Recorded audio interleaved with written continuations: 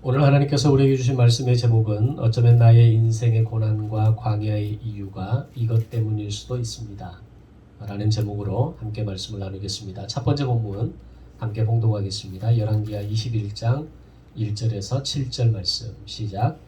므낫세가 왕이 될 때에 나이가 12세라 예루살렘에서 55년간 다스리니라. 그의 어머니의 이름은 헵시바더라. 므낫세가 여호와 보시기에 악을 행하여 여호와께서 이스라엘 자손 앞에서 쫓아내신 이방 사람의 가증한 일을 따라서 그의 아버지 히스기야가 헐어버린 산당들을 다시 세우며 이스라엘의 왕 아합의 행위를 따라 바알을 위하여 제단을 쌓으며 아세라 목상을 만들며 하늘의 1월 성신을 경배하여 섬기며 여호와께서 전에 이르시기를 내가 내 이름을 예루살렘에 두리라 하신 여호와의 성전에 제단들을 쌓고 또 여호와의 성전 두 마당에 하늘의 1월 성신을 위하여 제단들을 쌓고 또 자기의 아들을 불 가운데로 지나게 하며 점치며 사수를 행하며 신접한 자와 박수를 신임하여 여호와께서 보시기에 악을 많이 행하여 그 진노를 일으켰으며 또 자기가 만든 아로새긴 아세라 묵상을 성전에 세웠더라. 옛적에 여호와께서 이 성전에 대하여 다윗과 그의 아들 솔로몬에게 이르시기를 내가 이스라엘의 모든 지파 중에서 택한 이 성전과 예루살렘에 내 이름을 영원히 둘지라. 아멘. 두 번째 본문 역대하 33장 11절에서 13절 말씀 봉독하겠습니다. 시작. 여호와께서 아수르 왕의 군대 지휘관들이 와서 치게 하시매 그들이 므낫세를 사로잡고 쇠사슬로 결박하여 바벨론으로 끌고 간지라. 그가 환난을 당하여 그의 하나님 여호와께 간구하고 그의 조상들의 하나님 앞에 크게 겸손하여 기도하였으므로 하나님이 그의 기도를 받으시며 그의 간구를 들으시사 그가 예루살렘에 돌아와서 다시 왕 위에 앉게 하시매 므낫세가 그제서야 여호와께서 하나님이신 줄을 알았더라. 아멘. 세 번째 본문 열왕기하 22장 1절 2절 19절 20절 이어서 바로 읽겠습니다. 시작. 요시야가 왕위에 오를 때에 나이가 8세라 예루살렘에서 31년간 다스리니라. 그의 어머니의 이름은 여디다여 보스갓 아다야의 딸이더라. 요시야가 여호와 보시기에 정직히 행하여 그의 조상 다윗의 모든 길로 행하고 좌우로 치우치지 아니하였더라. 19절. 내가 이곳과 그 주민에게 대하여 빈 터가 되고 저주가 되리라 한 말을 네가 듣고 마음이 부드러워져서 여호와 앞 곧 내 앞에서 겸비하여 옷을 찢고 통곡하였으므로 나도 네 말을 들었노라. 여호와가 말하였느니라. 그러므로 보라 내가 너로 너의 조상들에게 돌아가서 평안히 묘실로 들어가게 하리니 내가 이곳에 내리는 모든 재앙을 네 눈이 보지 못하리라 하셨느니라 하니 사자들이 왕에게 보고하니라. 아멘. 우리는 지난 두 주간의 시간을 통해서 아하스 왕에서 히스기야 왕으로 이어지는 2대 왕정의 역사를 함께 살펴보았습니다. 아하스 왕과 히스기야 왕에게 이사야 선지자를 통해 말씀하신 하나님의 공통의 메시지는 아수르와도 애굽과도 동맹하지 말라라고 하는 말씀이었습니다. 그럼에도 불구하고 아하스는 아수르 왕의 동맹을 결정하게 되고 그로 인해서 아수르의 우상들이 남유다로 들어오게 되고 결국 아수르의 내정 간섭을 정당화하게 되는 통로를 열게 됩니다. 이에 대해서 히스기야의 선택과 대안은 하나님의 이 동맹하지 말라는 강력한 명령이 있음에도 불구하고 그의 아버지가 그랬던 것처럼 이번에는 애국과의 동맹을 통한 자주국방의 기회를 만들고자 합니다. 그러나 그런 히스기야의 선택은 결국 아수르에게 침략의 빌미를 제공하게 되죠. 그리고 예루살렘 성을 제외한 모든 남유다의 성읍들이 아수르에게 빼앗기는 엄청난 국가적인 위기를 경험하게 됩니다. 마지막이 하나 남은 예루살렘 성마저도 아수르에게 넘어가면 북왕국 이스라엘이 멸망했던 것처럼 남왕국 유다도 아수르에 의해서 멸망할 수밖에 없는 바로 그런 절체절명의 위기를 경험하게 되는 겁니다. 이런 상황에서 아수르의 무리한 조공 요구를 들어줄 수밖에 없었고 히스기야는 조공으로 바쳐야 할 은금의 수량을 확보하기 위해서 성전 문에 그리고 성전의 기둥에 박혀있는 발라놓았던 금을 발라내고 깎아내어서 그것을 갖다 바치는 비참한 모습을 보여주게 됩니다. 그렇게 힘들게 조공을 갖다 바쳤음에도 불구하고 아수르의 침략은 계속됩니다. 결국 마지막 이 멸망의 위기 가운데에서 내린 히스기야의 선택은 모든 백성들에게 침묵을 명령하고 자신은 성전으로 나아가 하나님께 부르짖는 것이 내가 할 수 있는 유일한 방법이라는 것을 알게 됩니다. 그러나 그것은 히스기야가 마지막에 할 수 있는 유일한 방법이 아니라 사실은 가장 먼저 해야 하는 선택과 결정이어야 했습니다. 다행스러운 것은 그래도 그 마지막 순간에 히스기야가 정신을 차리고 자신이 선택해야 될 방법이 무엇인지를 알았다는 게 중요하죠. 놀라운 것은 이런 히스기야의 모습을 하나님께서 그대로 받아들이시고 그를 긍휼히 여기신 하나님께서 아수르의 18만 5천 명의 군사를 물리치시고 남유다를 구원하시면서 동시에 다윗의 후손을 통한 왕위를 이어가시겠다라고 하는 그 약속을 계속해서 이어가게 하셨다라는 겁니다. 자, 이렇게 지난 두 편의 설교를 통해서 우리에게 주신 교훈은 절대로 세상과 동맹하지 말라는 것. 그리고 위기와 어려움과 고통이 다가올 때 내 경험과 내 방법과 나의 생각으로 문제를 해결하려 하지 말고 걱정과 염려와 절망의 소리, 불평의 소리를 침묵하고 하나님 앞에 나아가 부르짖으라는 것. 동맹하지 말라, 침묵하라, 하나님께 나아가 기도하라. 바로 이 세 가지 메시지를 우리는 살펴보게 되었습니다. 오늘 이것은 우리의 신앙생활 속에서 우리의 삶 가운데 그대로 적용해야 할 신앙의 매뉴얼입니다. 성공과 물질과 세상과의 동맹이 나를 위기 가운데 건져주시는 것이 아니라 하나님의 말씀에 집중하고 예수 그리스도와의 인격적인 관계가 세워질 때 인생의 모든 고난과 위기 가운데에서 하나님은 우리를 건지시게 될 것입니다. 동시에 원망과 불평과 절망의 소리를 닫고 하나님께 부르짖으며 나아갈 때 우리의 기도를 들으시는 하나님께서 우리의 부르짖음에 응답하시고 우리를 구원하시게 될 것입니다. 아멘. 오늘도 이 말씀이, 오늘 이 신앙의 매뉴얼이 여러분의 인생의 위기 가운데 하나님께 문제를 풀어가는 해법이 되시기를 주님의 이름으로 축복합니다. 자, 이제 남유다의 히스기야 왕이 죽고 그의 아들 므낫세가 왕 위에 오르게 되는데 문제는 할아버지, 아버지의 동맹의 정도가 아니라 그 이상의 죄를 하나님 앞에서 범죄하게 되는데 결국 이것이 남유다의 멸망을 결정짓는 결정적인 원인이 되어지게 되는데 바로 그가 므낫세 왕이었습니다. 그런 므낫세의 통치 55년 이후에 아몬을 거쳐 요시야가 왕이 되었을 때에는 이미 남유다는 모든 힘이 다 빠질 대로 빠져버리고 기울 대로 기울여져 버린 그런 나라의 상태가 되어지게 됩니다. 바로 이 시기에 남유다에서 활동했던 대표적인 선지자들이 스바냐, 나움, 하박국, 예레미야, 훌다와 같은 선지자들입니다. 이 외에도 많은 선지자들이 이 시기에 활동하게 되는데 가장 많은 선지자들이 활동했다라고 하는 것이 가진 의미는 그만큼 그 시대가 위기 가운데 놓여 있었다라는 것을 의미하는 겁니다. 하나님은 항상 위기 때마다 선지자들을 보내시고 그 선지자들을 통해서 남유다를 향해서 북이스라엘을 향해서 회개하라, 돌아오라, 돌이키라라는 말씀을 그렇게도 외쳤던 겁니다. 바로 이 남유다에게도 하나님은 걸출한 선지자, 위대한 선지자, 수많은 선지자들을 보내셔서 그들에게 돌이키기를 원하셨던 겁니다.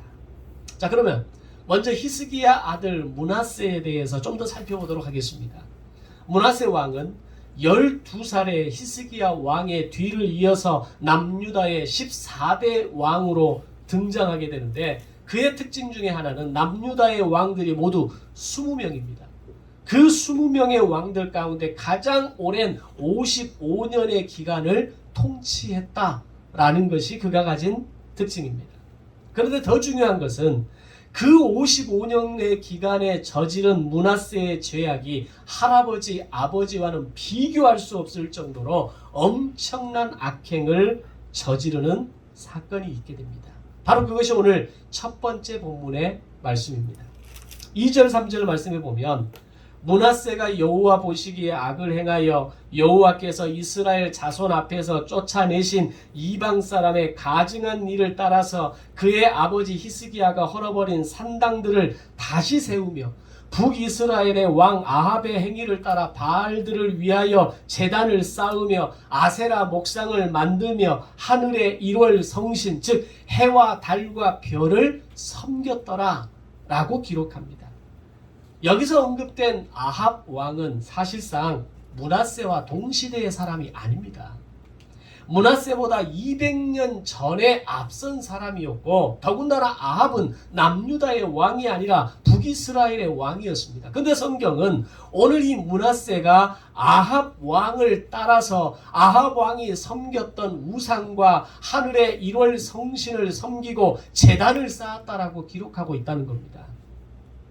이것이 뭘 의미하는 거냐면, 므낫세는 일부러 200년 전에 아합의 행적을 찾아내서, 그것도 북왕국 이스라엘의 왕임에도 불구하고 그의 행적을 벤치마킹했다는 이야기입니다.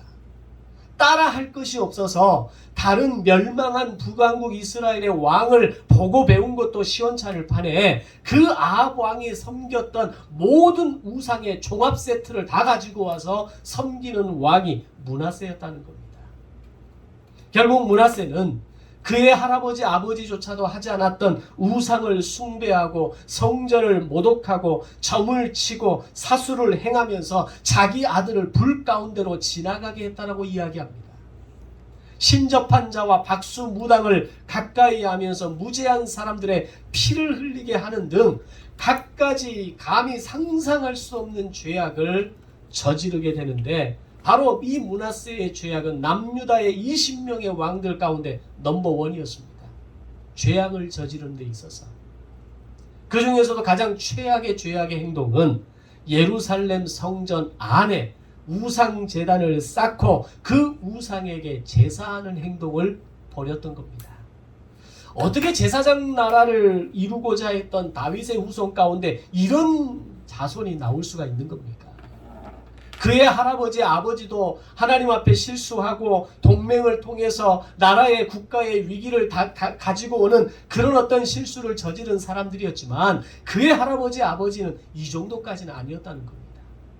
그런데 므낫세는 제사장 나라를 꿈꾸며 이루어가야 했던 남유다 왕국을 완전히 저버리고 하나님의 꿈을 저버리고 그 성전 안에서 우상의 제단을 쌓고 우상에게 제사하는 이런 행동을 벌였다라는 겁니다.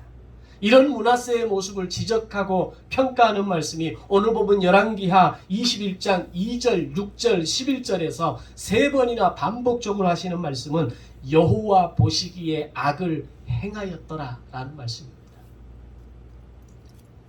우리가 강조하는 이야기는 중요한 부분은 2번, 3번 반복하게 되어 있습니다. 오늘 므낫세의 죄악이 얼마나 최악의 죄악을 저지르는가에 대해서 성경은 단적으로 표현합니다. 3번이나 반복적으로 그가 여호와 보시기에 악을 행하였더라 라는 말씀입니다. 하나님 앞에서 그의 죄악은 극단을 달렸다는 이야기입니다. 이런 므낫세의 죄악을 보시면서 하나님께서 내린 최종적인 결론은 북이스라엘에게 내리셨던 징계를 남유다 너희에게도 동일하게 내리시겠다는 말씀을 하시게 됩니다.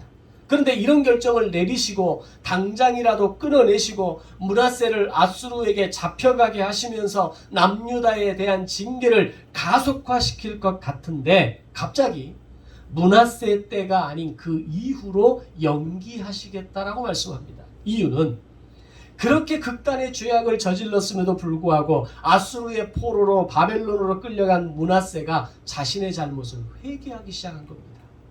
그제서야 여호와께서 하나님이신 줄 알았다라고 고백하는 것이 바로 그 이유였습니다. 그것이 오늘 두 번째 본문의 말씀입니다. 여기서 중요한 사실은 하나님께서는 상상할 수 없는 죄악을 저지른 므낫세마저도 그가 회개할 때 그의 회개를 들으시고 그의 죄악들을 용서하셨다는 겁니다. 더 나아가서 다윗 왕과 맺으셨던 왕위의 약속을 너희의 후손에서 끊어지지 않겠다라고 하는 그 약속을 지키셔서 아수르의 포로로 끌려간 므낫세를 다시 예루살렘으로 돌아오게 해서 그를 왕위에 앉히시게 됩니다. 여기서 우리에게 주시는 강력한 은혜의 말씀이 있습니다. 내가 그 어떤 죄악을 하나님 앞에서 저질렀다 할지라도 그래서 내가 네 이름을 구원의 이름에서 지워버리겠다라고 말씀하시는 상황까지 갈지라도 우리가 하나님의 이름을 부르고 그 앞으로 나아가기만 하면 그때가 언제라도 그 죄가 어떤 죄일지라도 하나님은 우리를 반드시 용서하신다는 사실입니다. 아멘. 세상에 므낫세 같은 인간이 어디가 있습니까? 므낫세의 55년 통치 기간 가운데 단 한 번도 선한 모습은 찾아볼 수가 없는 겁니다. 그런데 그가 오늘 그의 인생에서 하나님께서 징계하시겠다고 결정하시고 그를 아수르의 포로로 끌어가시고 왕위에서 끌어내리는 그 극단적인 상황 가운데 갔음에도 불구하고 자신의 잘못을 인정하고 하나님 앞에 회개하고 그제서야 여호와가 하나님이신 줄 알았다라고 고백하는 므낫세를 하나님이 용서하시고 다시 그를 회복하게 하셨다라는 겁니다. 문제는 오늘 우리에게서 문제는 이런 강력한 용서와 회복의 약속이 있음에도 불구하고 그것이 어떤 죄라 할지라도 우리는 절대로 하나님 앞에 들고 나가지 않는다는 겁니다. 마치 나에게는 아무런 문제가 없는 것처럼 마치 나의 죄는 깃털같이 가벼운 것이라고 스스로 여기면서 양심의 가책도 없이 죄책감도 없이 하나님 앞에 서려고 하는 것이 오늘 우리의 인생 아닙니까? 이런 강력한 회복의 용서의 약속이 있음에도 불구하고 우리는 회개하지 않는다는 겁니다. 므낫세가 그제서야 여호와가 하나님이심을 알고 회개했듯이 자신의 죄를 직면하고 하나님 앞에 정식으로 회개하는 시간이 있어야 합니다. 자신의 죄악을 고하고 하나님이 나를 어떻게 용서하시는지 내가 직접 눈으로 보고 듣고 내 몸으로 경험할 수 있어야 합니다. 므낫세에게는 바로 그런 회개의 시간이 있었다라는 겁니다. 어쩌면 므낫세에 대한 하나님의 용서와 처분이 사실 우리의 이성과 윤리의 기준으로 이해가 되지 않습니다. 우리가 어떤 제3자를 바라보면서 어떻게 저런 인간이 하나님을 믿고 어떻게 저런 인간이 하나님의 용서와 구원의 약속을 받을 수 있느냐라고 말하는 그런 3자에 대한 부분마저도 하나님은 우리의 이성과 윤리를 넘으셔서 오늘 므낫세와 같은 사람도 하나님의 긍휼과 하나님의 약속을 회복할 수 있었다면 오늘 우리도 그분 앞으로 나아가기만 하면 오늘도 그 하나님 앞에 엎드려 회개하기만 하면 그 어떤 죄도 용서받을 수 있다라는 것을 우리는 믿어야 합니다. 이런 회개의 시간도 없이 그저 하나님이 나를 사랑하시고 나를 용서하시고 나를 구원하셨습니다. 나는 이제 내 문제, 내 죄의 문제는 해결받았습니다 라고 이야기하는 게 과거 밀양의 사건 아닙니까? 밀양의 영화에 나왔던 아무도 그를 용서한 사람이 없는데 그가 하나님 앞에 정말 이 문제를 가지고 회개한 적이 없는데 그저 성경 몇 줄 읽고 내가 용서받았다, 내가 회복되었다, 내 죄가 사라졌다라고 말하면 그건 회개가 아닌 겁니다. 그러나 므낫세는 정말 이해할 수 없음에도 불구하고 하나님은 그의 회개를 받으시고 그를 다시 왕위에 앉히시고 다윗에게 하셨던 그 약속을 이어가시는 것을 보게 되는 것입니다. 자, 그렇게 한 세대가 끝이 나고 이번에는 므낫세의 아들 아몬이 남유다의 15대 왕으로 세워지게 됩니다. 그렇게 세워진 아몬의 죄악은 아버지 므낫세와 별반 다를 바 없었습니다. 열왕기하 21장 20절 22절 말씀을 보면 아몬이 그의 아버지 므낫세의 행함같이 여호와 보시기에 악을 행하되 그의 아버지가 모든 길로 행하여 그의 아버지가 섬기던 우상을 섬겨 그것들을 경배하고 그의 조상들의 하나님 여호와를 버리고 그 길로 행하였더라라고 기록합니다. 그렇게 악은 악으로, 죄는 더 큰 죄악으로 이어진다라는 것을 우리는 알아야 합니다. 만약에 므낫세가 하나님 앞에 회개하고 난 즉시로 산당을 없애고 우상을 몰아내고 우상을 끊어내는 결단까지 갔다면 그의 아들 아몬은 좀 더 달라지지 않았을까요? 회개는 있었지만 그의 인생의 구체적인 변화의 모습까지는 좀 약했던 것 같습니다. 또는 그런 아버지를 보고 평생을 자랐는데 아버지가 하나님께 회개하고 아버지가 하나님과의 죄의 문제를 해결받았다고 해서 자식의 문제가 해결되는 건 아니다라고 볼 수 있는 겁니다. 아몬은 아버지의 악행을 다시 반복하게 됩니다. 오늘 나에 대해서 죄악의 고리를 끊어내지 않으면 오늘 나의 입술의 미움과 증오와 부정적인 감정과 어둠의 습관들은 반드시 내 자녀에게 연결된다는 사실을 우리는 알아야 합니다. 왜 우리가 혀를 조심하고 왜 우리가 언어를 성결하게 하고 왜 우리의 삶의 습관과 행동을 점검하고 경영해야 되는가? 바로 여기에 이유가 있는 겁니다. 자식은 부모의 뒤통수를 보고 자라는 것이고 부모의 언어를 보고 배우고 자라나는 겁니다. 므낫세가 자신의 아들을 불 가운데로 지나가게 했던 그 주인공이 어쩌면 아몬 아니었을까요? 그런 인생을 살았던 아몬이 그런 아버지의 뒷모습을 보고 자랐던 아몬에게서 무슨 선한 결과가 나오겠습니까? 우리는 나의 자녀와 나의 자손들에게 감사와 기쁨과 은혜와 창조의 빛을 보여주어야 합니다. 하나님께서 이 땅을 만드시고 보시기에 심히 좋았더라라고 계속해서 반복적으로 말씀하셨던 그 창조의 빛이 오늘 부모의 언어를 통해서 부모의 삶의 습관을 통해서 부모의 삶의 뒷모습을 통해서 우리의 자녀들에게 보여줘야 한다는 겁니다. 그러면 비록 부모는 때로는 실수하기도 하고 여전히 연약한 모습도 가지고 있고 여전히 뭔가 좀 떳떳하지 못한 그 어떤 연약한 습관도 가지고 있을지 모르지만 그런 부모의 뒷모습을 보고 자라난 아이들, 그런 뒷모습을 보고 자라난 우리의 자녀들은 그들의 언어가, 그들의 삶이, 그들의 인생이 하나님의 창조의 빛으로 가득하게 될 줄로 믿습니다. 그렇게 아버지 므낫세의 악행을 이어받은 아몬의 운명은 어떻게 됩니까? 결국 자신이 저지른 악행으로 인해서 신하들이 일으킨 쿠데타에 의해서 죽임을 당하게 됩니다. 그리고 그 아몬을 죽인 신하들도 백성들에게 죽임을 당하면서 남유다의 왕위는 다시 다윗의 가문으로 주어지게 됩니다. 기가 막히지 않습니까? 하나님께서 다윗을 향해 약속하셨던 너의 후손에게서 왕위가 끊어지지 않겠다라고 하는 그 약속의 말씀이 신락 같은 위기 가운데 끊어질 듯 말 듯 하는 가운데에서도 하나님은 다시 뒤집으시고 다시 번복하시고 다시 회복하시면서 다윗에 대한 약속을 이렇게 신실하게 이어가고 계셨다는 겁니다.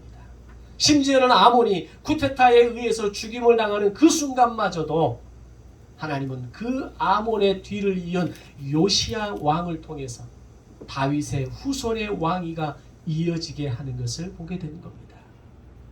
하나님께서 우리에게 하신 약속, 우리를 향한 신실하신 그 약속은 우리가 하나님과의 관계를 유지하고 하나님과의 붙어 생존의 법칙으로 잊지 않고 나아가기만 하면 그 약속은 반드시 영원히 주님 재림하시는 그날까지 이어지게 될 줄로 믿습니다.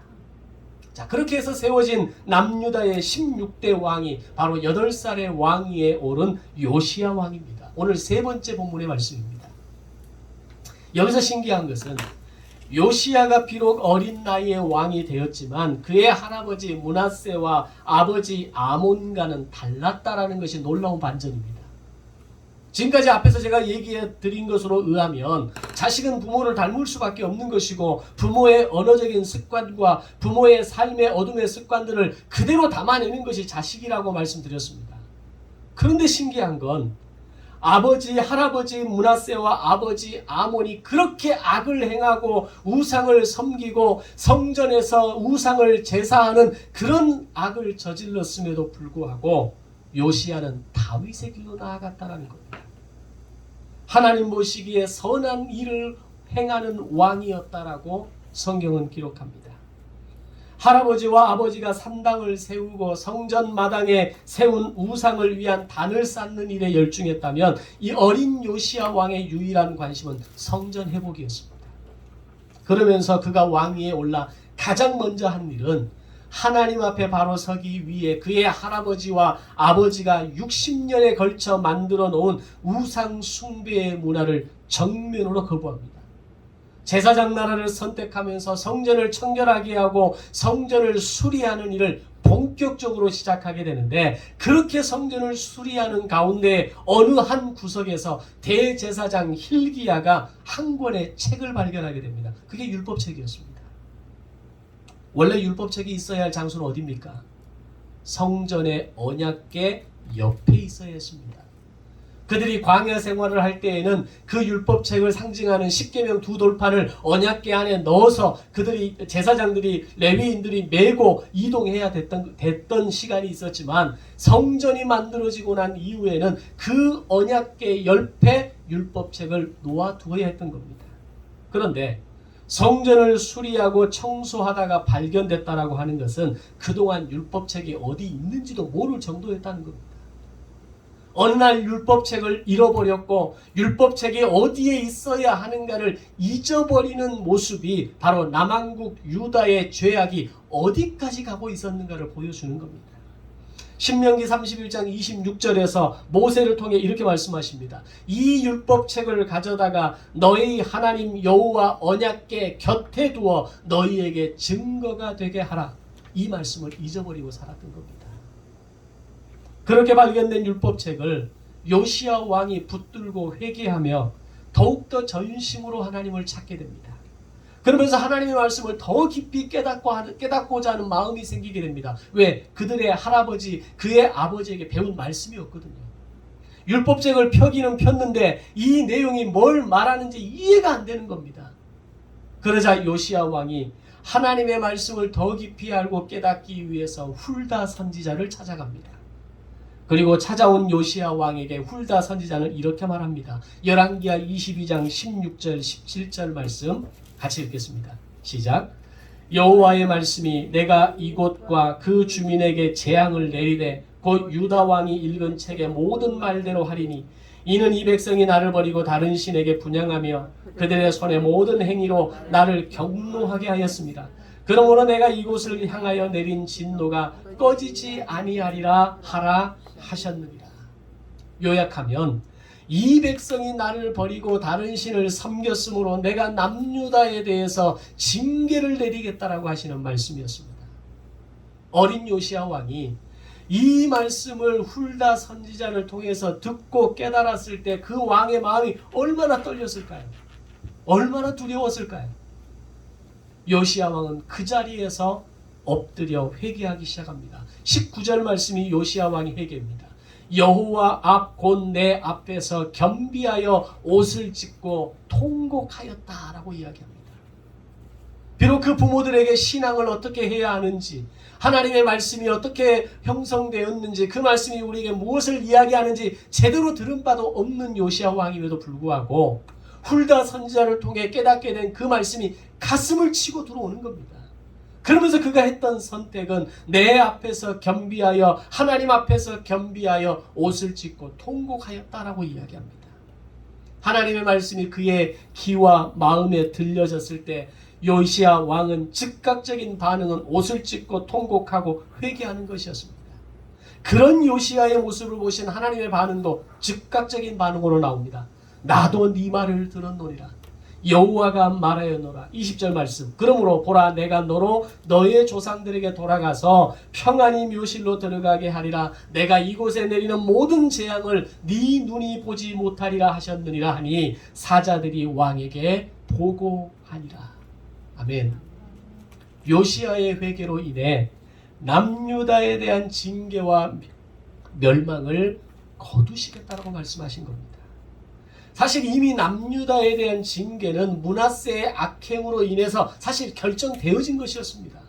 이 일은 반드시 내가 이루겠다라고 하나님께서 말씀하신 내용이었습니다.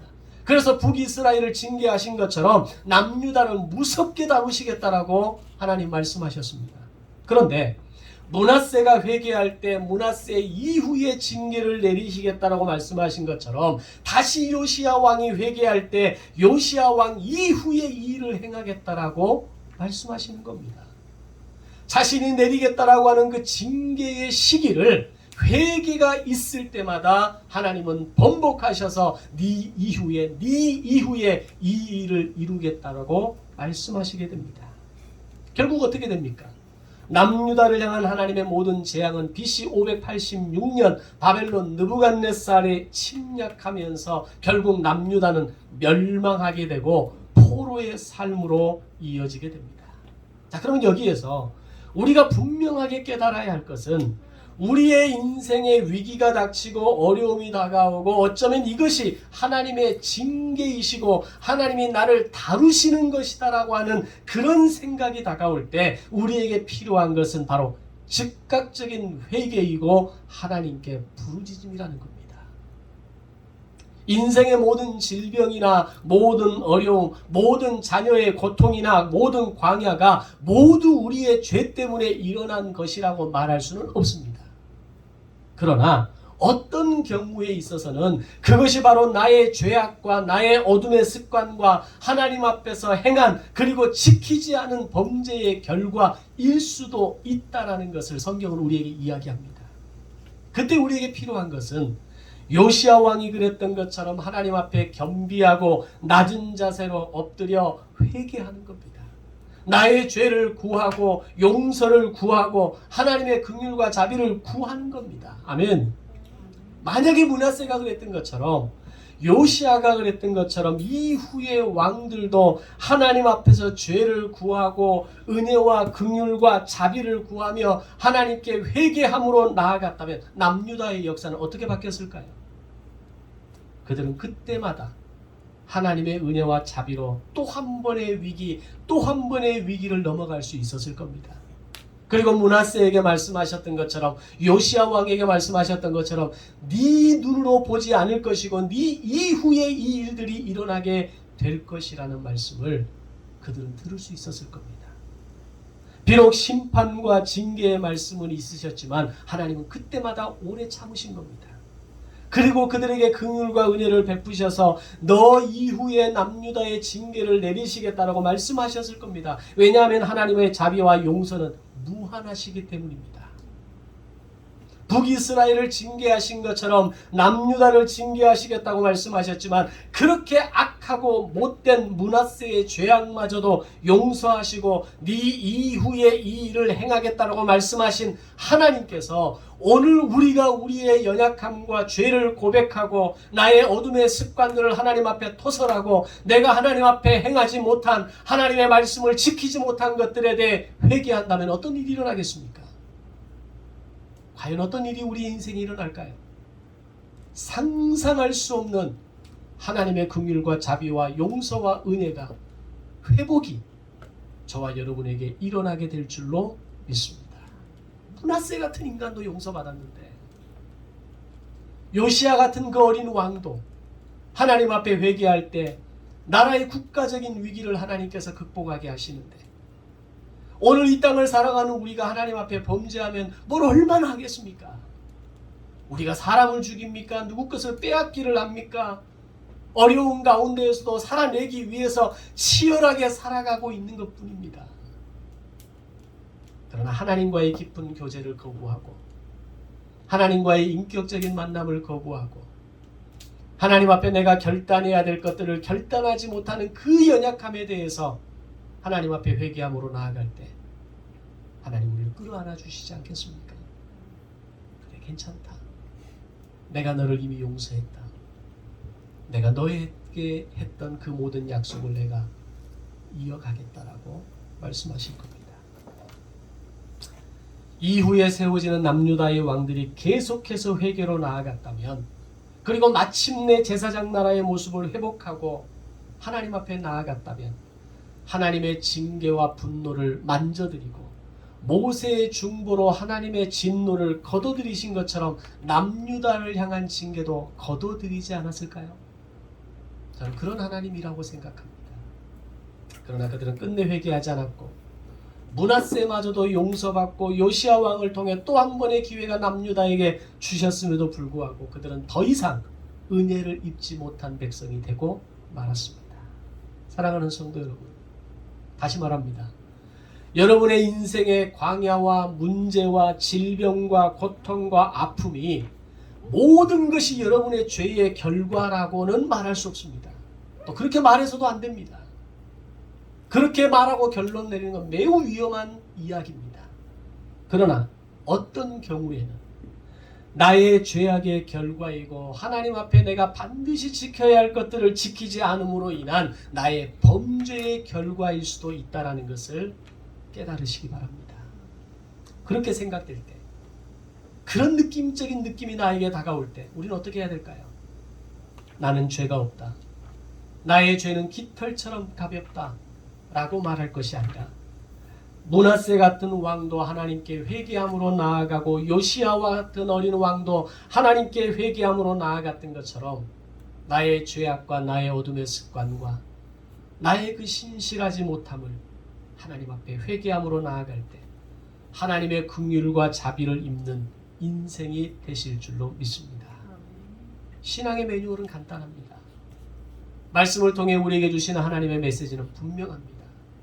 죄가 있으면, 어쩌면 이 죄가 나의 인생을 지금 가로막고 있고 내 인생의 어떤 삶을 막히고 꼬임을 경험하게 하는 것이고, 어쩌면 나의 이 연약함이 나의 질병과 관계의 어려움을 가져오게 하는 원인일 수도 있다라고 생각한다면 하나님 앞에 회개하고 나아가십시오. 회개는 반드시 필요한, 하나님과 나와의 관계를 회복하고 나를 향한 하나님의 용서와 약속을 회복하시기 위한 가장 분명한 길이라는 것을 깨달으시길 바랍니다.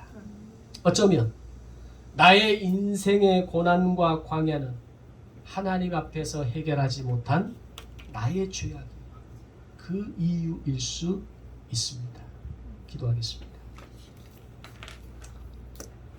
생명의 주가 되시는 하나님 아버지, 은혜를 감사합니다.